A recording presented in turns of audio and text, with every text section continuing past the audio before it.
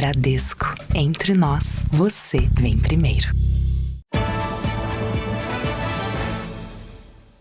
Olá, boa noite. Boa noite. 4 suspeitos de participação em roubos e sequestros de caminhoneiros foram presos em São Paulo. De acordo com a polícia, a quadrilha usa aplicativos de frete para enganar as vítimas com falsas ofertas de trabalho.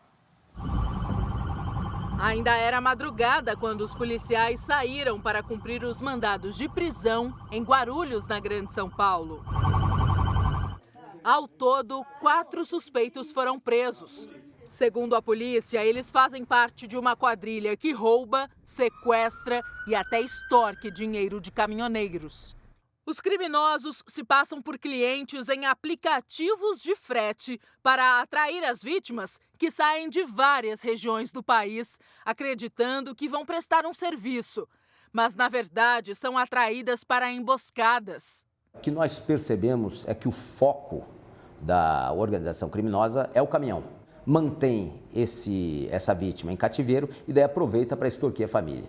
Os casos têm sido cada vez mais frequentes. A polícia faz um alerta para que os profissionais tomem cuidado ao aceitar esse tipo de serviço por meio de aplicativos. Verificar os dados da suposta empresa para saber se ela realmente existe é uma forma de se proteger desse tipo de crime. Na semana passada, o Jornal da Record mostrou a prisão de um homem de 25 anos, suspeito de participar do esquema. Outros 2 suspeitos já tinham sido presos anteriormente. A investigação começou em janeiro, após o grupo manter um caminhoneiro em cativeiro por 24 horas e exigir R$30 mil para libertá-lo.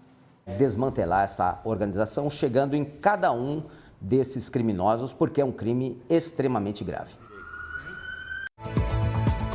Veja agora outras notícias do dia. Dona da clínica de estética, onde jovem morreu, admite que comprava o fenol pela internet e escolhia o mais barato. Montanhas de lixo e entulho dificultam a volta para casa dos moradores em Porto Alegre. Nossos repórteres mostram como está a vida na Argentina depois de 6 meses do governo de Javier Milei.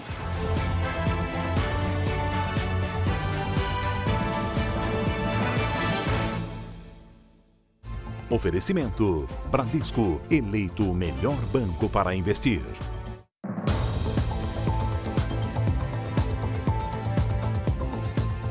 Em Guarulhos, na Grande São Paulo, uma batida terminou com a morte de um casal numa moto.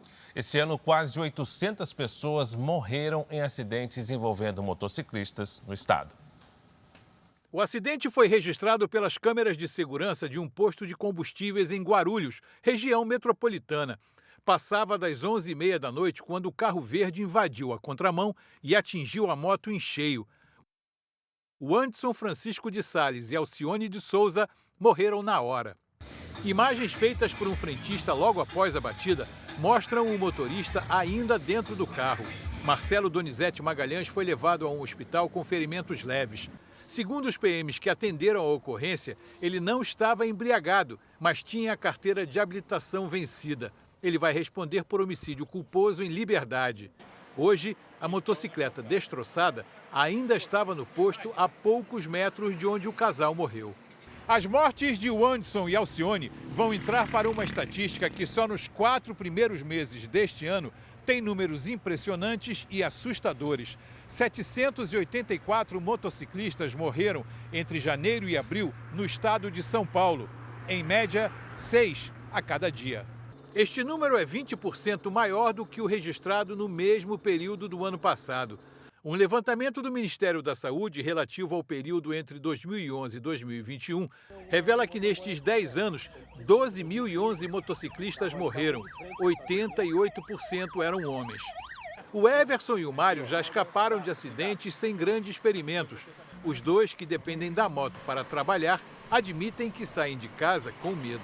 Eles não olham no retrovisor e do nada eles fecham, principalmente quando está no corredor. O cara foi ultrapassar pela contramão, bateu na minha traseira e derrubou a passageira. Graças a Deus, só a moto ficou avariada. Não aconteceu nenhum arranhão comigo nem com ela. No interior de Minas, outro acidente envolvendo motocicleta terminou em morte.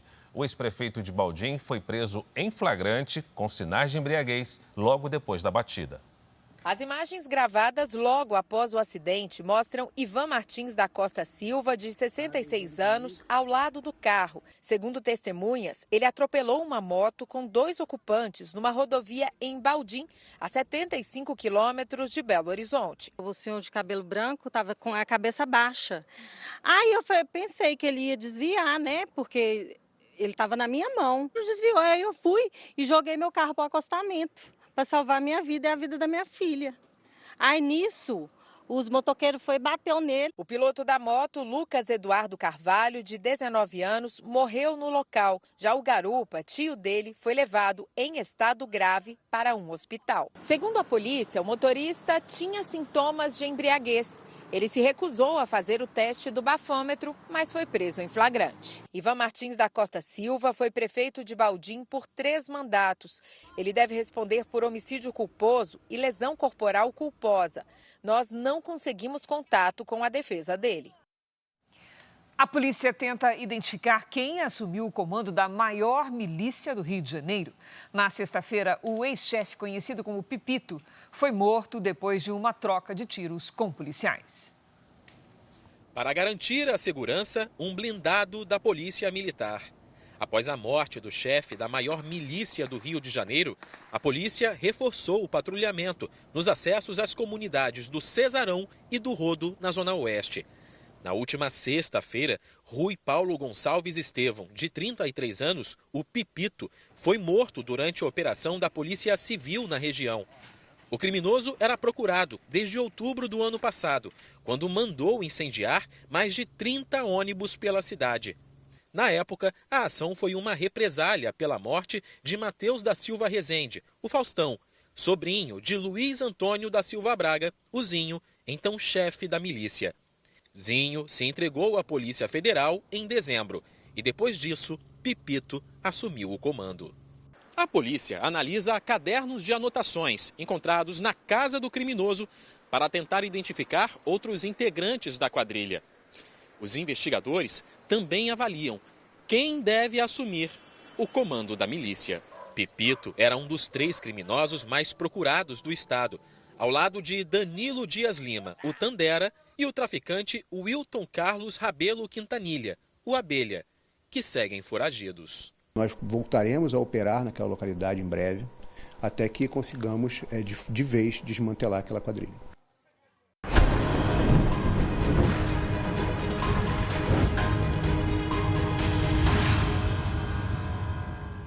A água finalmente baixou na zona norte de Porto Alegre, uma das regiões da cidade mais atingidas pela enchente. E agora, Cris, um novo problema. Montanhas de entulho e lama que tomaram conta das ruas. Não parece, mas estamos num lugar que até pouco tempo atrás era o lar da Noemi. Tinha uns quadrados aqui, tudo, tinha uns painel de foto, foi tudo embora, o que restou tem. Quando chegamos ao último cômodo, vemos um buraco gigante. Aqui era uma sala de jantar, a minha mesa foi embora. Não tem nada. Como é para a senhora ver esse cenário? Ai, nem tem explicação. No bairro Sarandi, na zona norte de Porto Alegre, agora que a água baixou, ficou visível o tamanho do estrago. Pilhas e pilhas de entulho. Rompeu o dique e levou todas as minhas coisas aqui dentro de casa. Levou a parede junto? Levou tudo. No início do mês, estivemos no bairro, ainda tomado pela água. Só era possível de barco. A água chegou a 4 metros. Praticamente todas as casas foram atingidas. Como é que eu vou usar um cobertor, minhas roupas, que ficou 35 dias na água? Perdeu tudo. Perdi total. Os moradores estão vindo para cá aos poucos. Não está sendo fácil chegar até as residências. Ainda existe muita lama, está escorregadio, com risco de queda. E à medida em que limpam as casas, aumenta a quantidade de entulho na rua, o que piora o acesso ao bairro. A prefeitura afirma que reforçou a limpeza no Sarandi e em outros bairros. Nós assinamos agora de tarde um contrato emergencial para potencializar a mão de obra. São mais de 250 pessoas que irão trabalhar nessa semana a partir da ordem de início que é amanhã, terça-feira. A preocupação ainda é com novas enchentes, por causa da previsão de chuva no fim da semana. Nós viemos recuperando essas casas de bombas e agora colocando mais motores, né, para que elas tenham uma potência, uma robustez maior. Caso venha um volume grande de chuva, a gente consiga então bombear essa água para o Lago Guaíba. Para essas famílias, ainda não dá para saber se será possível retomar a vida que perderam. Se agarrar um vizinho com o outro, se ajudando, né, e tentar recuperar e voltar para dentro de casa. É isso que nós queremos. Vamos saber agora como é que será a previsão do tempo dessa semana com a Lidiane Sayuri. Oi, Lid, boa noite. Conta pra gente. Olha, Cris, o tempo segue bem seco no sudeste e centro-oeste e volta a chover no Rio Grande do Sul. Boa noite para você, boa noite, Fara, boa noite a todos. Apesar de não ter alerta de temporal, chove forte entre a madrugada e a manhã, com ventos de até 50 km por hora sobre Pelotas, Rio Grande e Chuí. Na capital gaúcha, a previsão indica garoa ao amanhecer. As temperaturas à tarde não sobem tanto e os termômetros ficam entre 17 e 23 graus. Neste momento, há poucas nuvens carregadas sobre o país, apenas sobre o Amapá e o Amazonas. Nos próximos dias, a circulação de ventos provoca chuva volumosa sobre parte da região norte e em todo o litoral da região nordeste. Em Salvador, chove forte a qualquer hora e à tarde faz 28, 29 graus. Amanhã, o ar seco segue sobre grande parte do país. Municípios do interior dos estados do Paraná, de São Paulo, Mato Grosso do Sul, Mato Grosso e Goiás podem atingir índices de umidade inferiores a 20% nas horas mais quentes do dia. Na área clara do mapa, terça ensolarada. No giro de temperaturas, faz até 24 graus em Florianópolis. No Rio de Janeiro, máxima de 32. Em Campo Grande, em Manaus, 31. No Recife, 30 e até 35 em Palmas. Em São Paulo e em Brasília, o dia começa frio e com neblina. À tarde esquenta rápido e os termômetros marcam até 28 graus. Em Vitória, dia ensolarado com 29. Em Curitiba, máxima de 26. Cris, Fara. Obrigada, Lid. Obrigado, Lid. O Brasil conhece a carreira de uma das maiores vozes da música nacional, mas pouca gente sabe como foi a vida da Elis Regina em casa. No primeiro episódio da série Sou Filho Dela, que estreou hoje no Play Plus, os filhos da artista revelam histórias carinhosas da rotina da Elis mãe.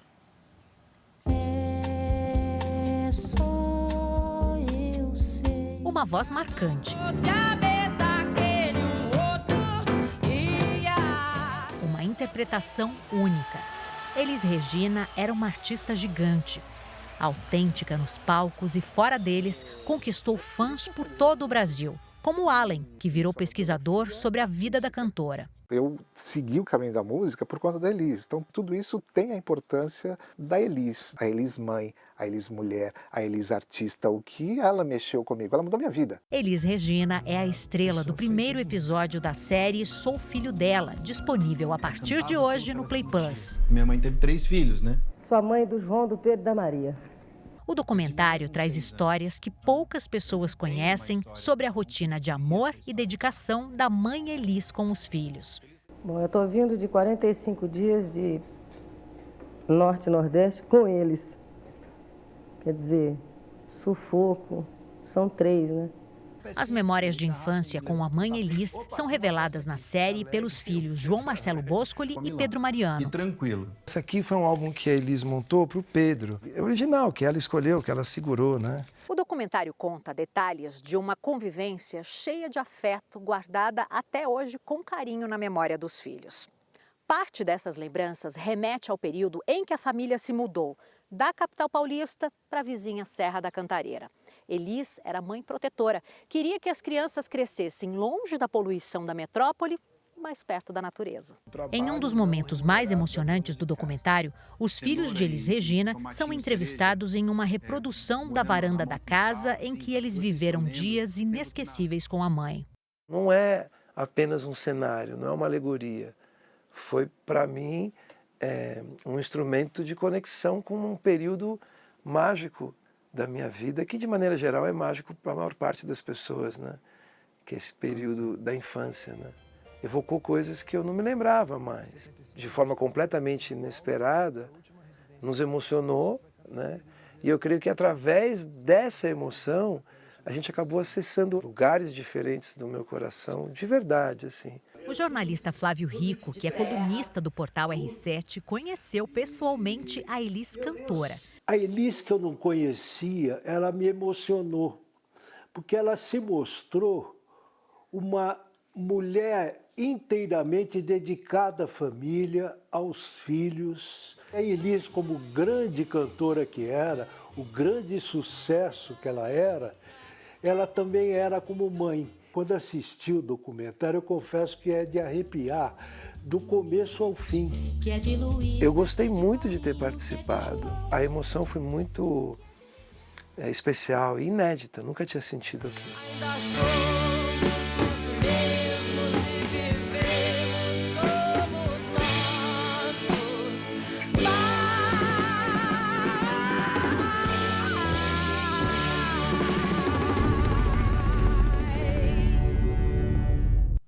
Para assistir ao documentário Sou Filho Dela, Elis, basta acessar playplus.com. Se você ainda não é assinante, cadastre-se. É rápido, fácil e dá para assistir séries, novelas e documentários quando e onde você quiser.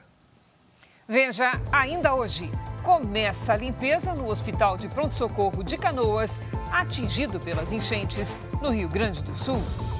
Polícia investiga o envenenamento de pelo menos 40 cachorros na zona oeste do Rio.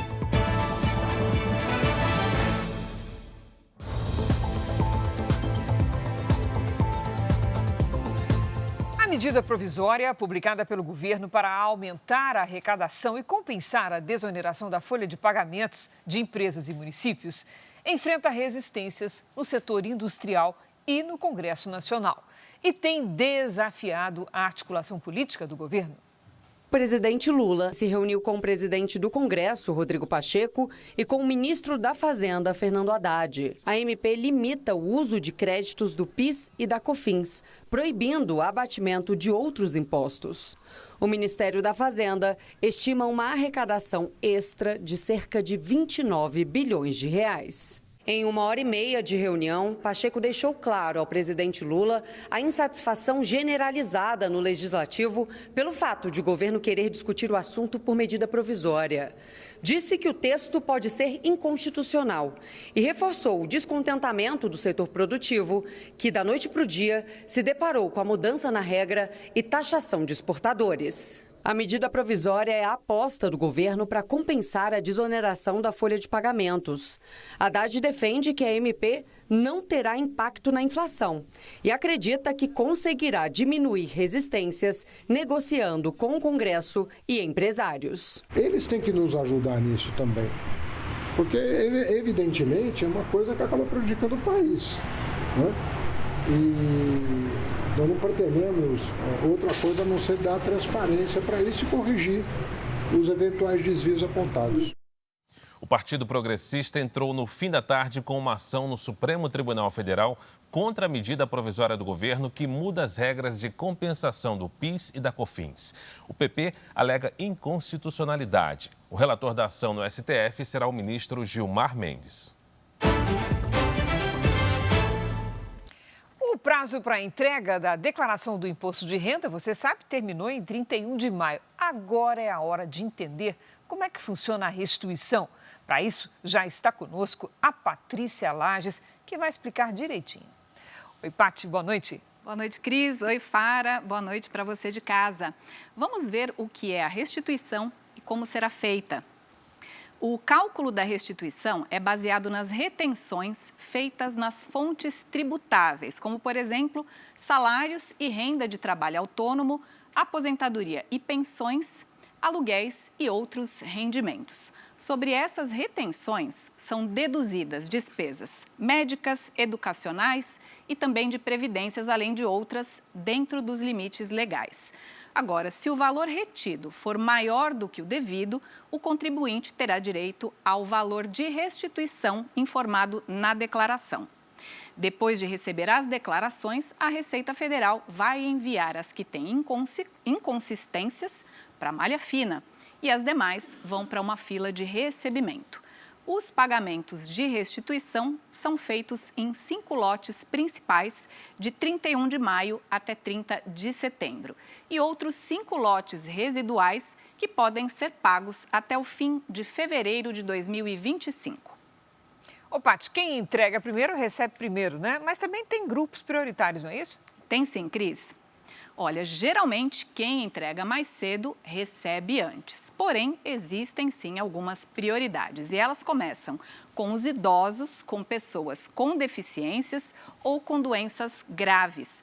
Também fazem parte dos lotes prioritários quem fez a declaração pré-preenchida e quem optou pelo recebimento via Pix. O contribuinte pode consultar os lotes de pagamento da restituição acessando o site gov.br e indo na aba Meu Imposto de Renda. O valor a ser recebido será depositado na conta indicada na declaração. Cris, Fara. Obrigada, Paty. Obrigado, Patrícia. A seguir, você vai ver que o Corinthians busca novo patrocinador após rompimento milionário com casa de apostas esportivas. Dona de clínica de estética onde paciente morreu, diz a polícia que costumava comprar fenol mais barato pela internet. BNDES libera linha de crédito de 15 bilhões de reais para empresários, caminhoneiros e produtores rurais do Rio Grande do Sul.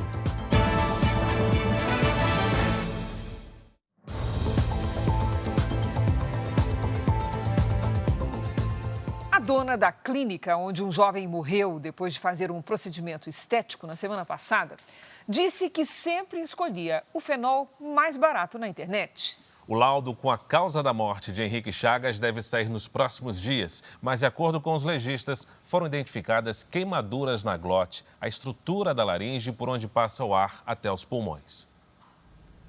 Câmeras de segurança da clínica mostram quando, depois do procedimento, Henrique Chagas começa a passar mal. A dona da clínica, Natália de Freitas, oferece um copo d'água. Logo, o paciente fica ofegante, com bastante dificuldade para respirar e perde a consciência. Ajuda, pelo amor de Deus, gente! Nesse momento, a assistente já não estava mais na sala, ela já tinha saído também, então estava sozinho com ele na sala. Em depoimento à polícia, Natália disse que comprava pela internet o chamado fenol tamponado, com 35% de concentração.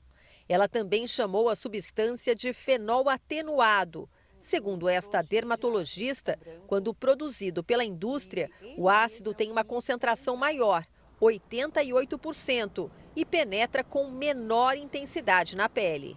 Muitas vezes, quando você dilui a substância e você passa na pele, pelo fato dela demorar um pouco mais a causar aquela coagulação, ela consegue muitas vezes penetrar mais. Natália afirmou ainda escolher sempre o fornecedor mais barato e não apresentou o nome do vendedor ou a nota fiscal do produto. O curso de peeling de fenol foi feito pela internet e durou um mês. Durante o depoimento, ela se apresentou como esteticista, mas desmentiu a informação em entrevista ao Domingo Espetacular. Eu sou uma influencer, uma empresária, né? Não sou esteticista, não fiz faculdade, eu só fiz cursos livres. Segundo Natália, o paciente disse não ter problemas de saúde e que nunca havia feito qualquer outro tratamento para a pele. O laudo com a causa da morte do paciente deve ficar pronto nos próximos dias. Mas os legistas já identificaram queimaduras na glote, a estrutura da laringe responsável pela passagem do ar para os pulmões. Estas imagens mostram o momento em que Natália, as funcionárias da clínica e o marido tentam reanimar o paciente. Quando o resgate chega, Henrique já está morto. Esta médica da Sociedade Brasileira de Dermatologia avalia que os cortes feitos no rosto de Henrique antes da aplicação do fenol podem ter facilitado a absorção da substância, que é tóxica. Isso tudo faz com que o fenol entre em camadas, atinja camadas mais profundas. Quanto mais profunda a camada, maiores os vasos daquele local, mais calibrosos e maior ainda a possibilidade de você chegar em qualquer órgão com essa toxicidade.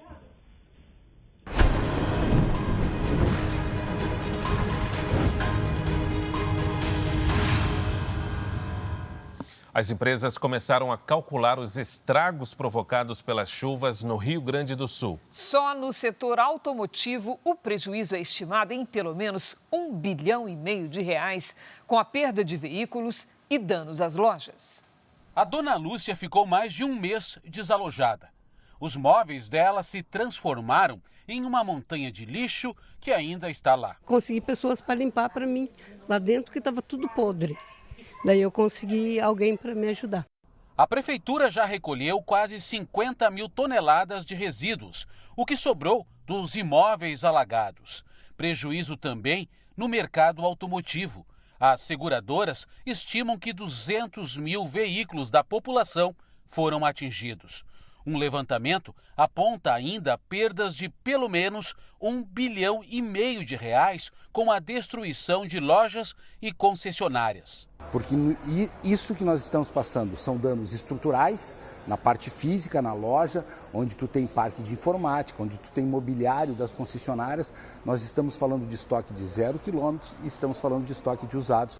Esta empresa de material para a construção ficou 28 dias debaixo d'água. Perda de R$20 milhões. Para se ter uma ideia do tamanho do prejuízo, 70% de todo o estoque da empresa foi perdido. Nesse corredor, a água chegou a 1,5 metro de altura. Daqui para cima, ainda dá para recuperar. Para isso, é preciso que toda essa parte daqui para baixo seja retirada. Em Canoas, na região metropolitana de Porto Alegre, o hospital de pronto-socorro volta a aparecer por debaixo da lama.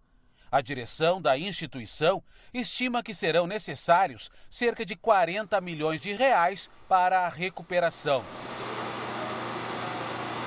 A segunda-feira também foi de limpeza pesada no Aeroporto Internacional Salgado Filho. As pistas, os espaços para manobras e os pátios de aeronaves foram lavados. O prejuízo com equipamentos danificados ainda não foi calculado e a avaliação do solo deve levar 45 dias para ficar pronta. A Agência Nacional de Aviação Civil, a ANAC, autorizou a retirada de 9 das 47 aeronaves que ficaram retidas por causa do alagamento. O Banco Nacional de Desenvolvimento Social, o BNDES, anunciou hoje linhas de crédito especiais para empresários prejudicados pelas enchentes no Rio Grande do Sul. Serão liberados R$15 bilhões em parceria com bancos públicos e privados.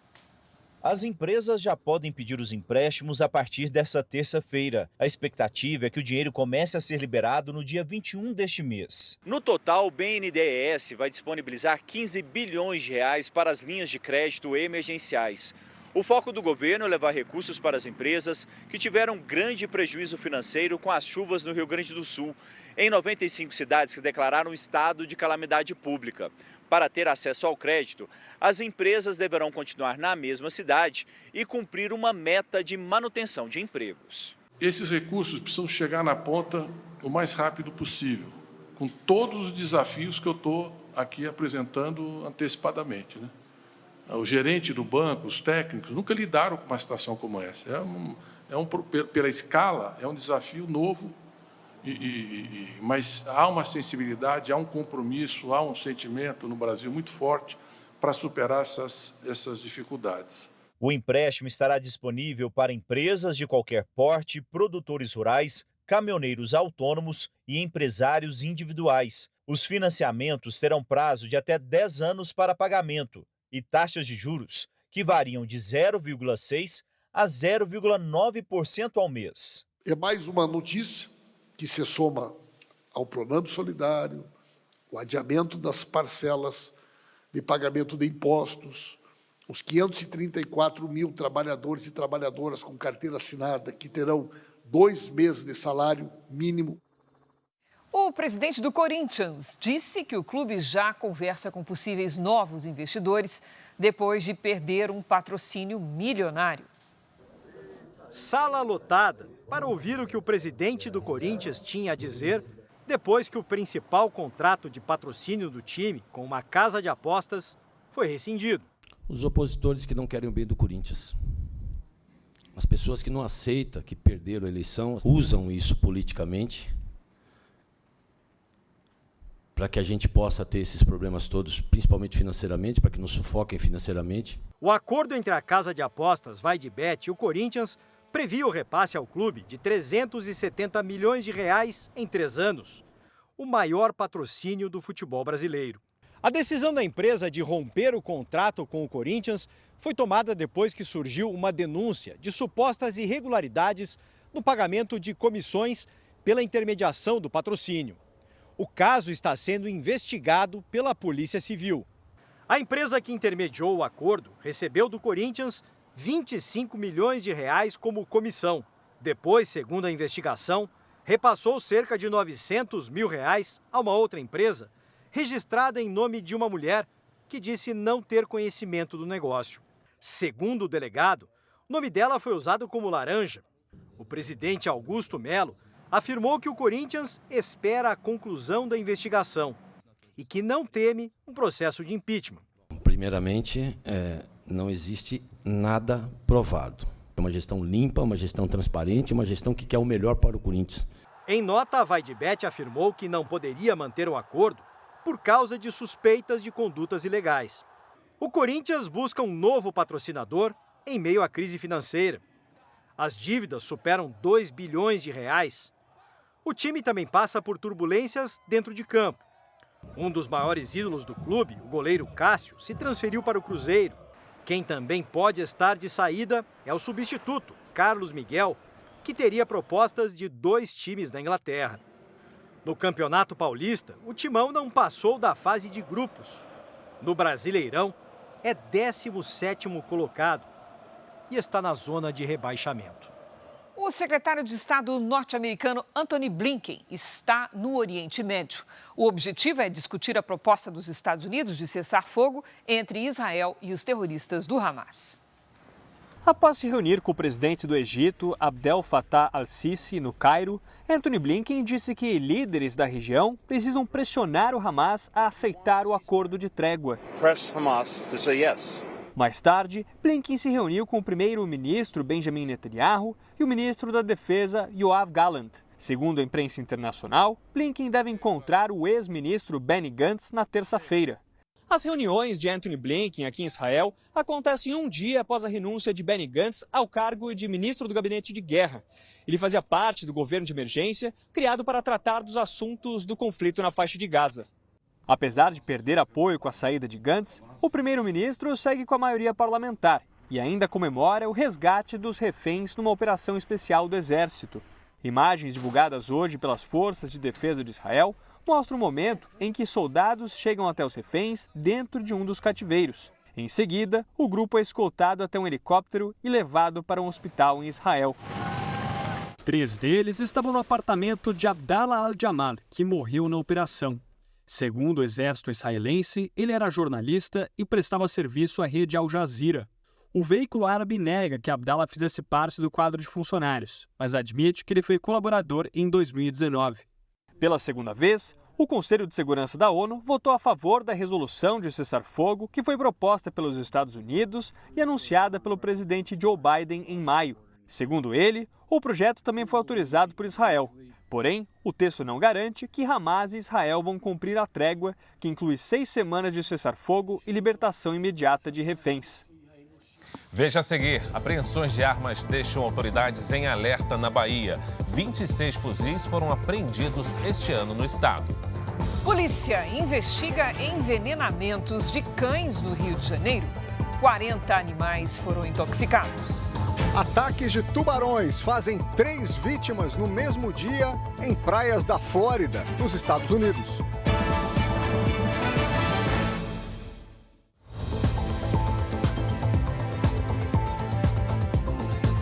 Na Argentina, o governo do presidente Javier Milei completa hoje 6 meses. Um período intenso e de mudanças na economia.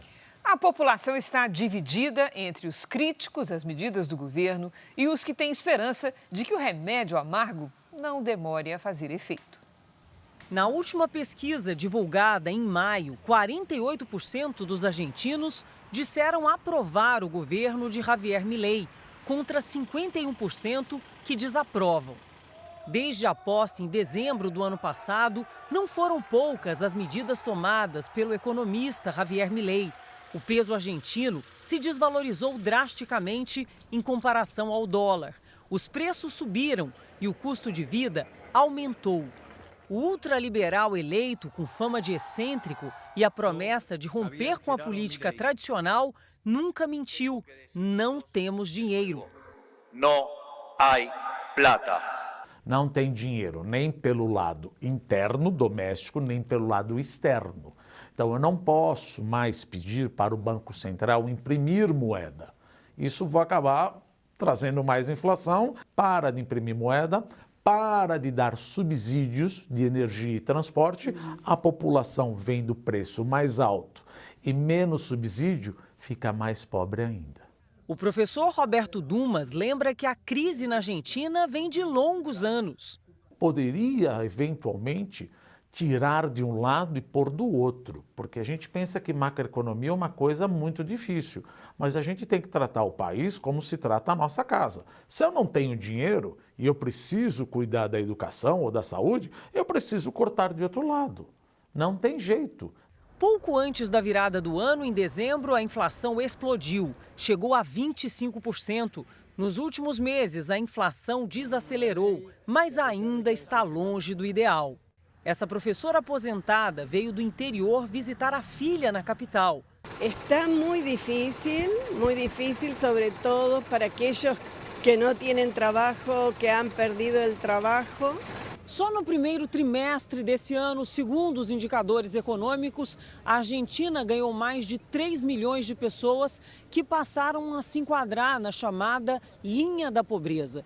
Uma situação de vulnerabilidade que hoje já atinge cerca de 48% da população urbana do país. Nessa esquina de um bairro nobre da capital argentina, conhecemos Ana Maria, de 64 anos, que antes fazia entregas pela região e hoje ganha vida assim, como ambulante. Sempre digo, gracias por ter saúde e poder trabalhar. Já isso é tudo. Aqui no Brasil, a cotação do dólar começou a semana com um novo recorde. A moeda americana terminou o dia cotada em R$ 5,35, uma alta de 0,61%. É o maior valor desde 4 de janeiro do ano passado. Já o Ibovespa fechou praticamente estável, acima dos 120 mil pontos. Os negócios foram influenciados pelas incertezas em relação aos juros no Brasil e nos Estados Unidos. O governo anunciou hoje mais de 5 bilhões de reais para universidades federais. No evento, o presidente Lula criticou a duração da greve dos professores. Enquanto o presidente Lula anunciava investimentos de 5 bilhões e 500 milhões de reais para reformas e ampliações de universidades federais, professores e técnicos protestavam do lado de fora do Palácio do Planalto. Em greve desde abril, os docentes que receberam aumento salarial de 9% no ano passado argumentam que o reajuste não recompõe a perda dos últimos anos. Lula criticou a paralisação, que já dura mais de 50 dias. Se vocês analisarem o conjunto da obra, vocês vão perceber que não há muita razão para essa greve estar durando o que está durando. Porque quem está perdendo não é o Lula, quem está perdendo não é o reitor, quem está perdendo é o Brasil e os estudantes brasileiros. O presidente também retomou reuniões de articulação que serão realizadas todas segundas-feiras, depois de derrotas do governo no Congresso. Lula cobrou mais empenho dos ministros da Fazenda, da Casa Civil, das Relações Institucionais e dos articuladores na Câmara e no Senado. Também pediu que as pautas econômicas tenham prioridade. Um projeto que corre o risco de novo revés no plenário é o que proíbe presos de fecharem acordos de delação premiada. O presidente Lula já manifestou a opinião dele, seja para os líderes e para o presidente da Câmara, sobre a necessidade de não se atiçar a beligerância dentro da Câmara e do Senado, de se criar um clima para um ambiente menos violento do debate. Hoje, Lula recebeu uma ligação do presidente da Rússia. Vladimir Putin se solidarizou com as vítimas da enchente no sul do Brasil e ouviu de Lula a defesa das negociações de paz entre Rússia e Ucrânia. Mais de 2.600 armas foram apreendidas somente na Bahia nos 5 primeiros meses deste ano. O que mais preocupa as autoridades é o crescente número de fuzis recolhidos no estado. O armamento de guerra, muito utilizado por facções no Rio de Janeiro, começa a ganhar cada vez mais espaço entre organizações criminosas de outras regiões do país. Tiros de fuzil disparados por traficantes. Situação que tem se repetido com frequência em comunidades dominadas por facções na periferia de Salvador. No domingo, a polícia apreendeu mais um fuzil. A arma estava com o chefe do tráfico no litoral norte da Bahia. Dados divulgados hoje pela Secretaria da Segurança Pública mostram que entre as 2.600 armas apreendidas no estado, entre janeiro e maio deste ano, 26 eram fuzis. Elas vêm não só de outros países, mas ela vem necessariamente também do Sudeste. Ela entra e ela é contrabandeada para aqui, para o nosso estado. Então, os números, eles realmente, ano a ano, de apreensão, eles têm aumentado. Em todo o Brasil, foram apreendidas entre janeiro e abril mais de 34 mil armas de fogo. Uma média de 285 por dia. E o que mais preocupa é a quantidade de fuzis, 623 ao todo. O Rio de Janeiro lidera as apreensões desse tipo de armamento, seguido de São Paulo, Bahia e Amazonas. São armas que entram contrabandeadas no país e reforçam o poder das facções criminosas e milícias. Segundo o Ministério da Justiça, em média, 5 fuzis são apreendidos por dia no Brasil. No Rio de Janeiro, a polícia investiga uma série de envenenamentos de cães. Pelo menos 40 animais foram contaminados, 6 morreram. Os casos começaram a surgir no mês passado. Ao menos 40 animais foram internados com intoxicação depois de passeios pelo bairro. 6 morreram. Uma das vítimas foi a labradora Mel, de 10 anos. A gente não sabe qual o tipo de veneno. Sabe que pode ter sido, apenas inalado pode ter sido suficiente, não precisa ter ingerido de fato. O cachorro do Emerson também foi contaminado, mas se recuperou. A gente internou, né?